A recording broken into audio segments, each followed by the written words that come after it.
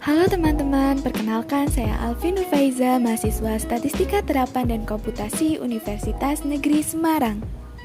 Pada kesempatan kali ini, saya akan menjelaskan mengenai software olah data open source yaitu PSPP dan Skylab. Yang pertama kita bahas adalah PSPP. PSPP merupakan singkatan dari Perfect Statistic Professionally Presented. Jadi, PSPP adalah program olah data yang dikembangkan oleh GNU atau Linux. Merupakan alternatif dari program berbayar yang populer yaitu SPSS. PSPP memiliki tampilan data view dan juga tampilan dari variable view. Tampilan data view-nya sendiri terdiri dari case, di mana case ini merupakan banyaknya data yang akan diinputkan ke dalam PSPP. Kemudian pada tampilan variable view terdapat kolom-kolom yang ada variabel, nama, type, width, decimal, label, value label, kemudian ada missing value, kolom, align, dan measure. Kemudian kita akan membahas beberapa fitur pada software PSPP. Yang pertama ada fitur data editor, di mana data editor merupakan jendela untuk pengolahan data. Data editor dirancang menyerupai spreadsheet untuk mendefinisikan, memasukkan, mengedit, dan menampilkan data. Yang kedua, ada fitur viewer, di mana fitur ini mempermudah pemakai untuk melihat hasil pemrosesan, menunjukkan atau menghilangkan bagian-bagian tertentu dari output, serta memudahkan distribusi hasil pengolahan dari PSPP. Yang ketiga ada fitur database access, di mana pemakai program ini dapat memperoleh kembali informasi dari sebuah database dengan menggunakan database wizard yang disediakan. Yang keempat ada fitur data transformation. Data transformation mempermudah transformasi data sehingga pemakai dapat melakukan subset data, mengkombinasikan kategori, aggregate, merge, split, dan beberapa perintah transpose file serta yang lainnya. Kemudian ada fitur online help. Fitur online help ini selalu siap membantu pengguna dalam melakukan pekerjaan. Bantuan yang diberikan dapat berupa petunjuk pengoperasian secara detail, kemudahan pencarian prosedur yang diinginkan, sampai pada contoh-contoh kasus dalam pengoperasian program PSPP. Kemudian kita akan membahas mengenai kelebihan dan kelemahan dari software PSPP. Kelebihan sendiri dari software PSPP adalah hampir semua perintah sintak yang ada pada aplikasi SPSS bisa dikenali pada software PSPP. PSPP ini dapat digunakan untuk melakukan pengujian non-parametrik, deskriptif, statistik, dan juga uji lainnya.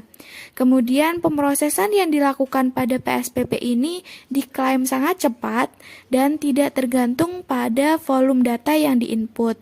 Sedangkan kelemahannya sendiri pada software PSPP ini tidak adanya menu grafik, analisis yang kurang lengkap seperti tidak adanya korelasi parsial, kemudian tidak ada analisis non-parametrik untuk dua sampel bebas, kemudian tidak ada uji asumsi klasik VIF dan tolerance, kemudian tidak adanya korelasi Spearman dan kendal S. Software kedua yang kita bahas adalah Skylab.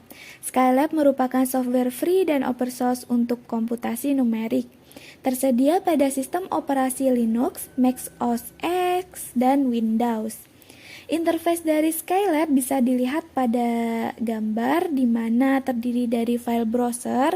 File browser ini berguna bagi kita saat membuka berkas yang dibutuhkan dengan cepat. Contohnya pada file Skynotes. Kemudian ada Skylab Console, di mana Skylab Console ini adalah tempat untuk menulis perintah pada Skylab. Perintah akan langsung dijalankan saat kita menekan enter dan hasilnya akan langsung ditampilkan jika tidak menggunakan semikolon pada akhir baris perintah. Selanjutnya ada variabel browser. Variabel browser ini melihat variabel yang telah digunakan Dimensi dan tipenya. Variabel browser sendiri memudahkan kita untuk mengingat variabel yang telah kita gunakan, terutama jika variabel yang digunakan berjumlah banyak. Pada variabel browser, jika kita klik dua pada variabel, maka kita akan membuka jendela yang dinamakan variabel editor. Selanjutnya ada yang namanya comment history. Comment history ini digunakan untuk menampilkan perintah-perintah yang telah kita jalankan.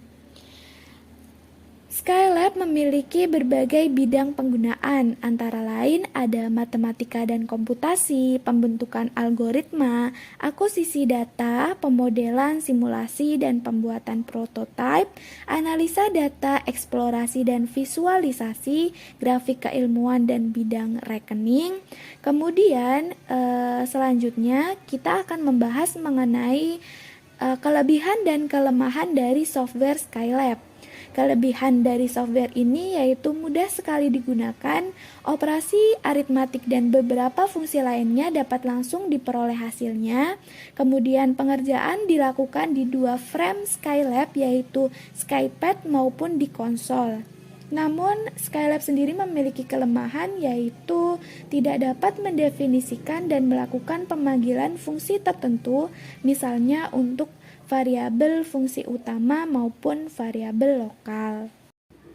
Begitu penjelasan singkat dari saya, banyak salah mohon maaf, semoga bermanfaat. See you next time.